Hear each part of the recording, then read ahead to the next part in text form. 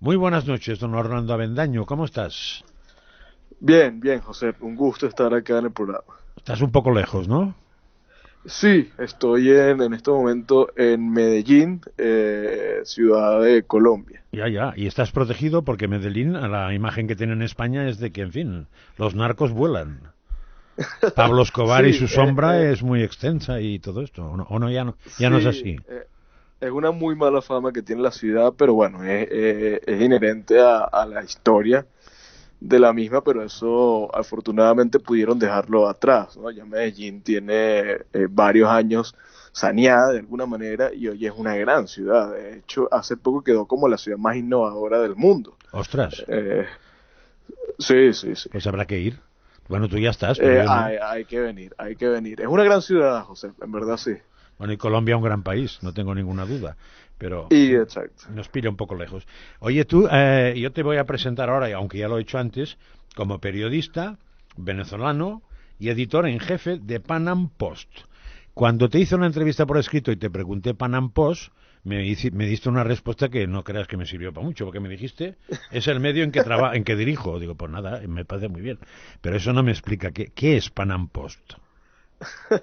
Mira, No el quién Panam dirige Post, Panam Post, que ya sé que eres tú, sino qué es Panam Post. sí, el Panam Post es un medio que tiene, bueno, yo entré en el Panam en el 2016, pero si no me equivoco fue fundado en el 2014, es decir, es un medio novel, nuevo.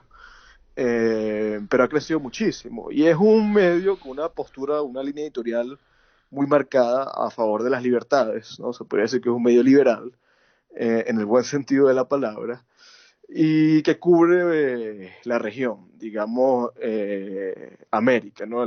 Está muy enmarcada en la filosofía del panamericanismo, o sea, cubre en inglés y en español todo lo que ocurre en la región. Uh -huh. Panamericanismo, te refieres incluso en América del Norte, Estados Unidos, Canadá o no. Sí, sí, sí, por supuesto. Cubrimos mucho y de hecho tenemos una gran cantidad de lectores de Estados Unidos. Al menos el 20% de nuestros lectores son de Estados Unidos, el 30% son de Venezuela y el resto se divide en toda la región. Vale. Es un medio, bueno, es de análisis, sobre todo, de análisis, opinión, que busca juntar a las voces liberales de la región. Es muy interesante. Yo le he echado bastantes ojos y hay que reconocer que es francamente interesante, ¿eh?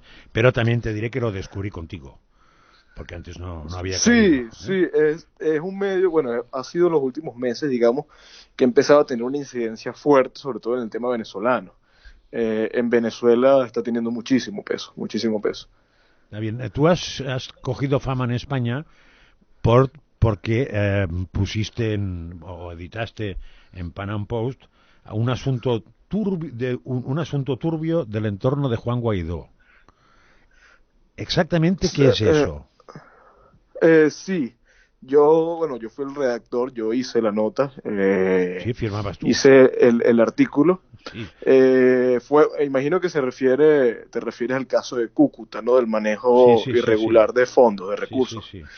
En efecto, o sea, fue una investigación sobre un caso en Cúcuta relacionado con el intento de Juan Guaidó de ingresar ayuda humanitaria a Colombia.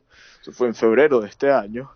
Luego de ese intento, bueno, en Cúcuta propiamente se empezaron a manejar recursos para la asistencia a militares que habían desertado.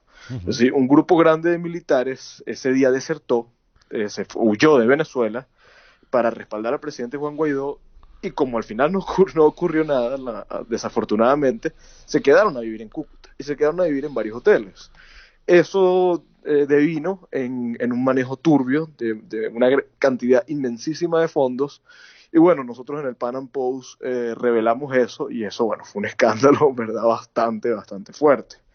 Sí, sí, pero entonces, y es que yo no acabo de entender, o sea, ¿qué es que los militares movieron fondos o alguien movió fondos para los militares? No, los militares, ellos desertaron. Porque ellos desertan el 30 de abril, No, no, más no, no. Lo del adelante. 30 de abril fue un alzamiento Sí, pero a partir de ahí en Caracas, pero ellos desertan a partir del 23 de febrero. vale, o sea, El 23 de febrero, bastante que más fue el tarde, momento.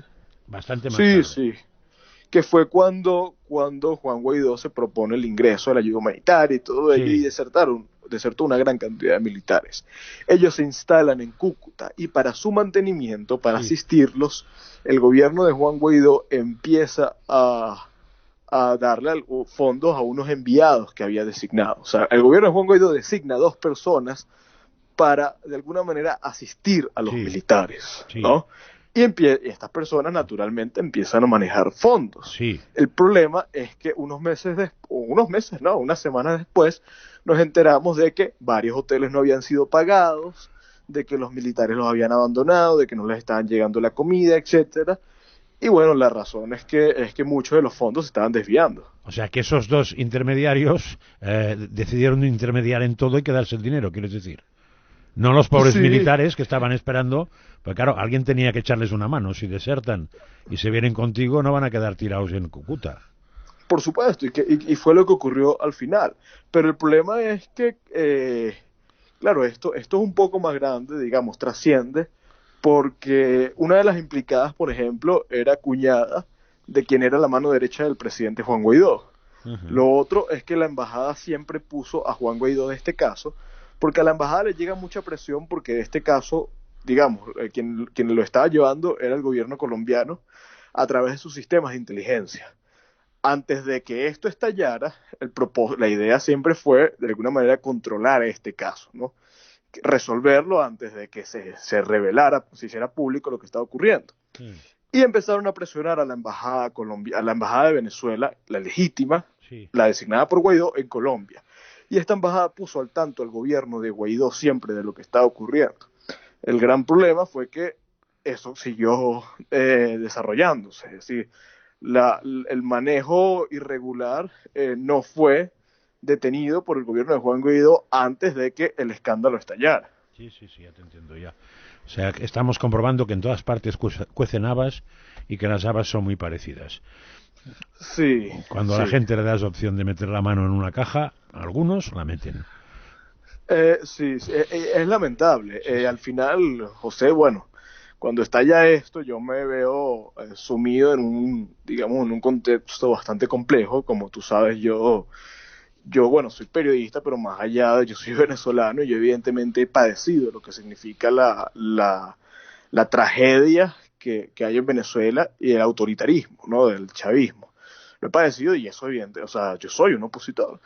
Y fue muy complejo porque muchos vieron esto, digamos, el hecho de revelar esto como un ataque directo a nuestra Exactamente, dirigencia opositora. exactamente. Entonces empezaron a cuestionar el hecho de que uno fuera opositor o que el medio estuviera realmente favoreciendo la causa. Decían que esto estaba perjudicando nuestra última oportunidad, nuestra gran oportunidad. Y bueno, eso generó un debate muy fuerte. Pero es lamentable porque yo nunca hubiera, y yo lo decía en ese momento, yo nunca hubiera querido develar esto, ¿no? Tener que, eso fue en junio cuando yo lo publiqué, Ujú. y yo me comprometí con este proceso como todos los venezolanos, ¿no? Con el proceso de Juan Guaidó. Y yo nunca hubiera querido, unos meses después de que yo me entusiasmé tanto, haber estado revelando un caso de corrupción inherente al gobierno interino. Claro, lógico, porque se aprovechaba inmediatamente por el entorno de Maduro para echarle más porquería Por encima. supuesto, que fue lo que ocurrió. Claro, claro, lógicamente, como acaba de pasar ahora con unas famosas fotos de Guaidó Exactamente. con dos narcotraficantes que supongo que los debe conocer, el que los conoce. Pero no sé, esto me parece que es más mala leche que otra cosa, ¿no? Estoy de acuerdo, estoy de acuerdo. Son torpezas que digamos, en este proceso no deberían ser admitidas, debieron de haberse evitado, pero son torpezas que, bueno, que perjudican, entorpecen el proceso. Sí, porque cualquiera sabe quién es el que se te acerca para hacer una foto. Realmente no. Yo no veo más problema, pero seguro que el entorno Maduro usa esto a lo bruto, porque, claro, es donde agarrarse. Sí, sí, sí, sí, ellos aprovecharon, por ejemplo, cuando sale lo del caso de Cúcuta, para desviar digamos, la responsabilidad que ha estado siempre sobre el chavismo, que es lo relacionado al tema de corrupción, ¿no? Todos los temas de corrupción caen sobre el chavismo, y este fue el gran momento del chavismo para señalar, mira, del otro lado también son corruptos, ¿no? Sí, sí. De alguna manera quitarse ese peso de encima. Lo que no le valió.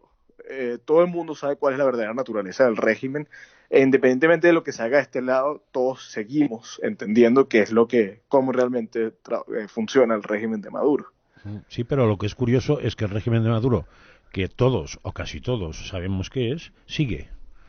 ¿Eh? Sí, sí, Y porque sigue aguantando pase lo que pase. Y la sensación sí, que da es que incluso, la sensación que da desde fuera, probablemente no es falsa, pero la que me llega a mí es que incluso el entorno de Guaidó está cómodo con que sí, siga sí, Maduro. sí. Con lo cual, Sí, claro, entonces lo que hemos hecho, perdón, no hemos hecho nada, los de fuera no hemos hecho nada. Lo que ha ocurrido en Venezuela es que alguien ha hecho el primo. sí, es exactamente eso, Josep. Y, y eso de alguna manera explica el porqué de nuestra tragedia, el por qué llevamos 20 años en esto. Mira, nosotros no tenemos 20 años enfrentándonos a un régimen con estas características porque, digamos, pese a que lo hemos hecho todo, a que lo hemos intentado todo. La verdad es que nosotros tenemos 20 años porque primero no se ha intentado todo y porque además se han cometido muchas torpezas y ha habido muchísima complicidad. La cantidad de plata, de dinero que ha fluido, digamos, en torno al régimen de primero Hugo Chávez y luego de Maduro, ha sido insólito. Ha sido muchísimo, muchísimo, muchísimo dinero. Y eso inevitablemente termina empañando nuestras causas. Termina empañando, digamos, el proceso por deponer a ese régimen. Es muy difícil bajo este sistema que todos eviten de alguna manera enlodarse, ¿no? del mismo sistema que está Ujú. completamente podrido. O son dineros que terminan en los bolsillos de muchos quienes aparentemente están comprometidos con esto.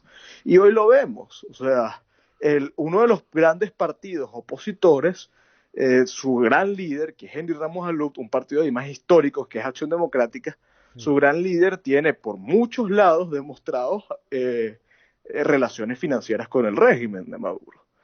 Entonces, cuando uno ve eso, cuando uno comprende lo comprometidos que están ciertos actores supuestamente de la oposición con el régimen, uno entiende que no existe la voluntad de querer salir de esto, porque de lo contrario no tuvieran todos esos, digamos, privilegios financieros y políticos que hoy tienen. Está claro, y esos los que se conocen.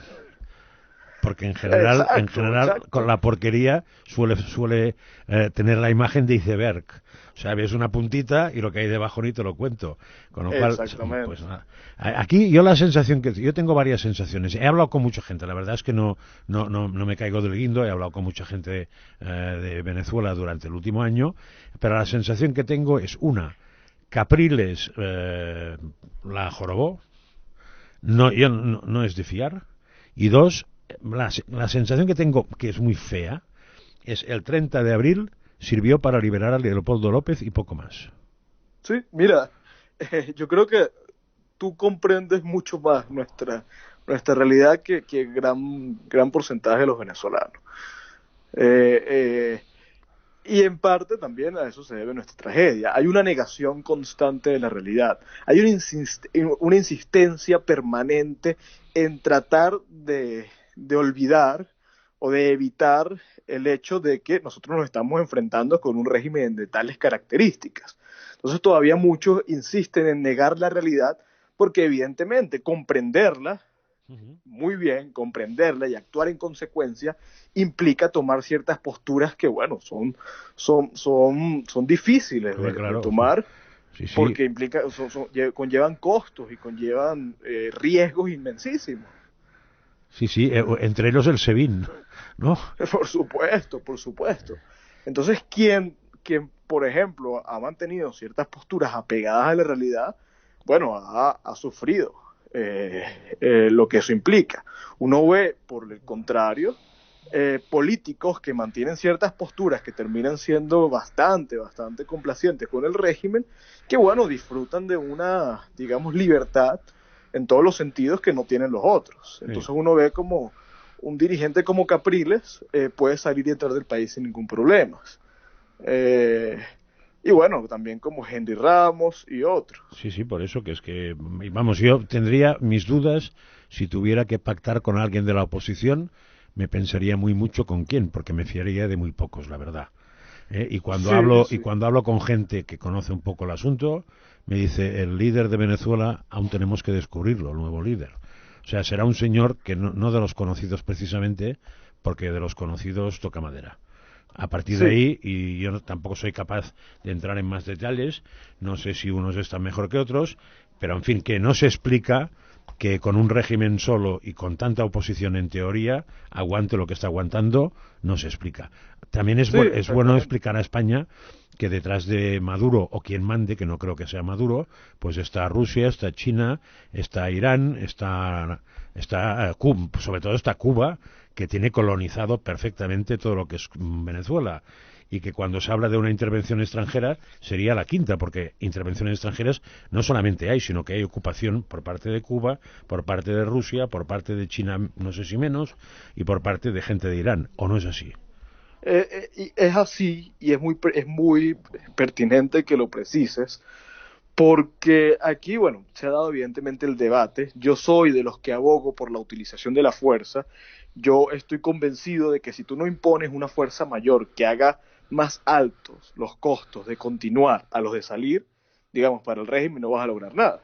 Pero cuando tú tienes este debate, siempre surge, bueno, surgen muchos complejos y surge todo digamos, los miedos frente a lo que significa la utilización de la fuerza y todo ello, y se olvida el hecho de que Venezuela ya es un estado intervenido, ya es Exacto. un estado ocupado, y que no hay que hablar en términos de intervención, sino de fuerza liberadora, porque creo que es lo que corresponde.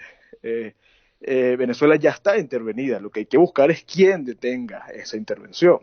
Sí, sí, sí, claro, porque es que diríamos, es el punto de partida. No estamos hablando de un Estado soberano democrático que haya Por tomado una supuesto. decisión que no guste a unos cuantos, sino que estamos hablando de un Estado que tiene un presidente que se ha saltado toda la legislación a la torera, con lo cual ahora mismo no tendría que ser presidente, que ha dejado entrar al país a fuerzas ocupantes extranjeras, que son las que maniobran, y que el país está destrozado. O sea, estamos hablando de otra cosa, de una dictadura, o hay quien lo define como una narcodictadura, ¿no? Y creo que tiene Sí, bastante razón, porque cuando después investigas ves que, en fin. Por cierto, en Madrid tenemos aquí al ex jefe de la inteligencia o de la contrainteligencia sí, venezolana, Carvajal. sí, que se le acaba, que Estados Unidos solicitó su extradición y la justicia española ha dicho que no, y lo ha soltado. ¿Qué sabes de semejante personaje? Porque claro, las declaraciones que ha hecho aquí y nada es lo mismo. Porque viene a decir que no Sí, puede decir porque no se case, no ha dicho nada. sí, Hugo Carvajal, ex Hmm. jefe de inteligencia por muchos años del chavismo, fue uno de los grandes responsables en construir ese andamiaje criminal que es el que hoy impera en Venezuela. Es decir, el tipo es un delincuente, Vale, eso no hay duda. eso es importante Eh, situarlo, ¿eh? O sea, no es un santo que sal que no no, no, no, no. sino que es parte de los que crearon la cosa. Vale. No, por supuesto, y además un tipo, uno de los protagonistas y un tipo sumamente peligroso, porque sabemos que todo el aparato de inteligencia del chavismo al final fue un aparato de persecución, de tortura, de hostigamientos, de acoso, etcétera. Bueno, Y Hugo como Carvajal, todos los regímenes comunistas, vamos. por supuesto, y Hugo Como en Carvajal fue Rusia, uno de los como en grandes China, como responsables. en todos igual, sí. Ahora, a mí me llama mucho la atención esta decisión de España frente al caso Carvajal, de no extraditarlo. Y yo quiero también aprovechar este espacio para subrayar un tema, que es de alguna manera la postura en gran parte de Europa que termina de alguna manera siendo muy, muy favorable para la continuidad del régimen.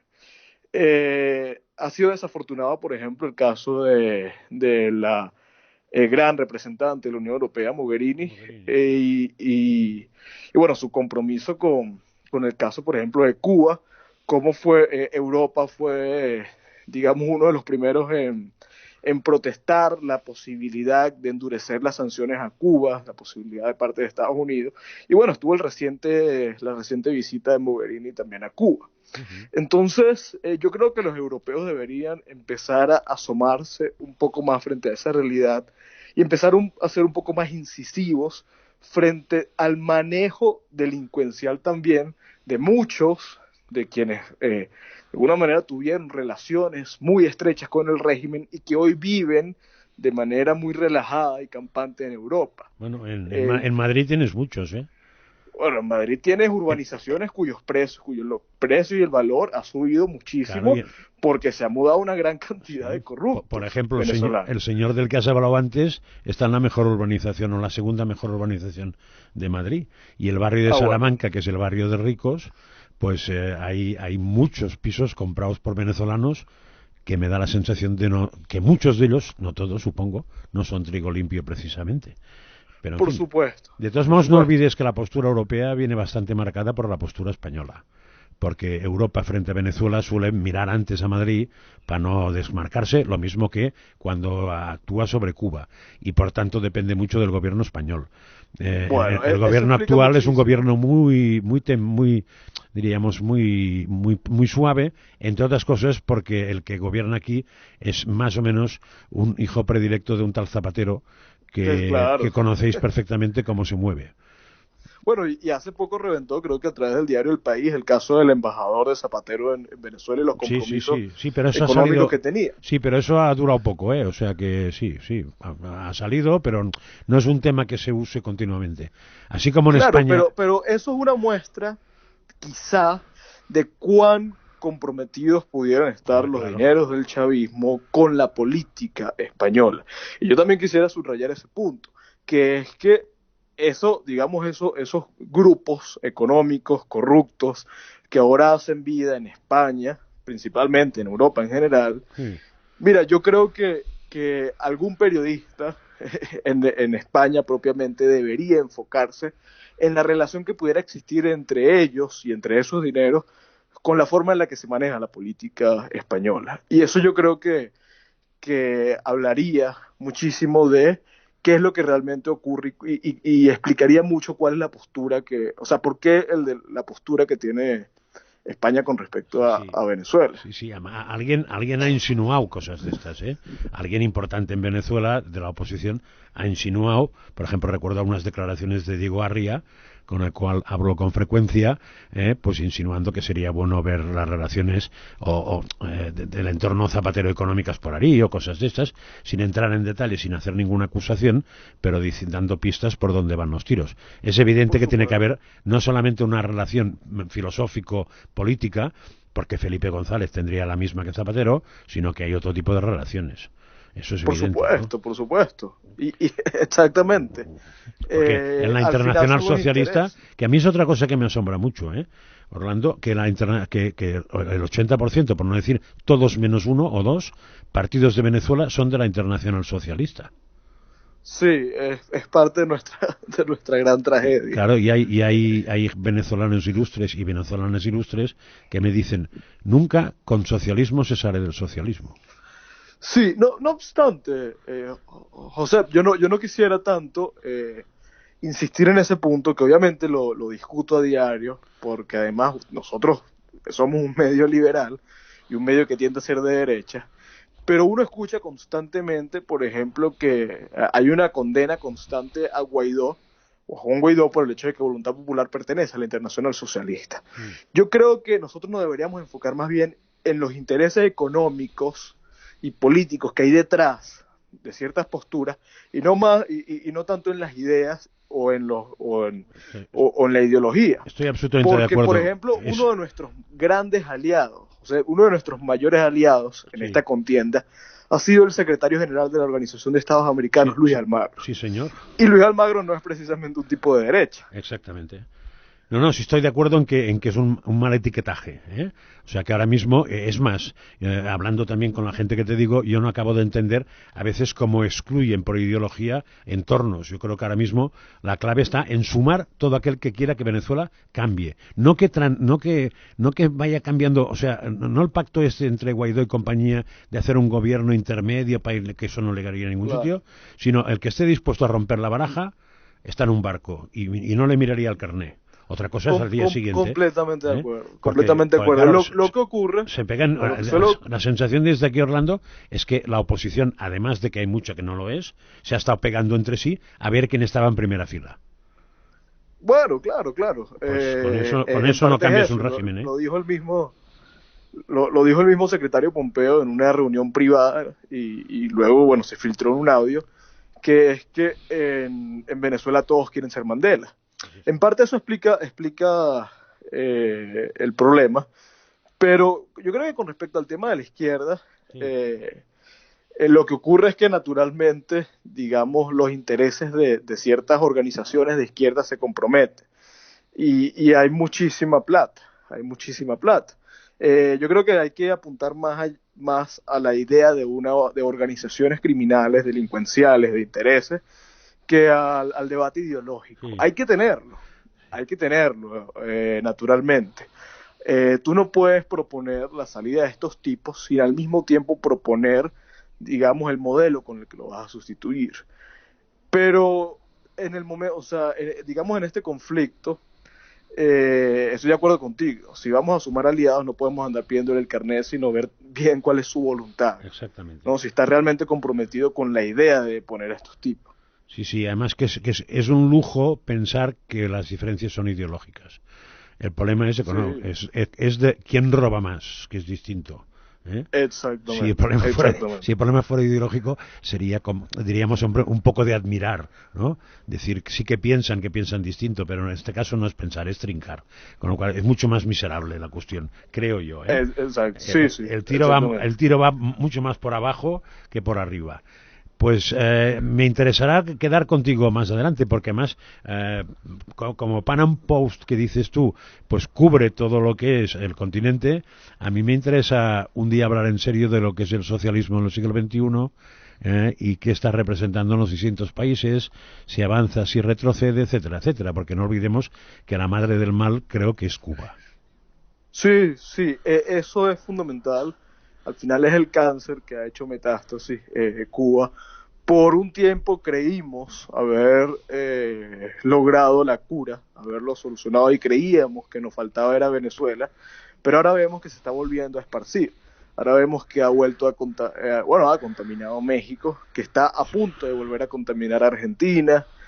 Sí, sí, sí, En fin, sí, parece que sí. esto es una historia que no acaba y que hay que mantenerse en esta lucha y en esta contienda eternamente. Y esa sí que es ideológica. Esa es ideológica y es delincuencial, José, Sí, porque al pero... final actúan y funcionan como organizaciones delincuenciales.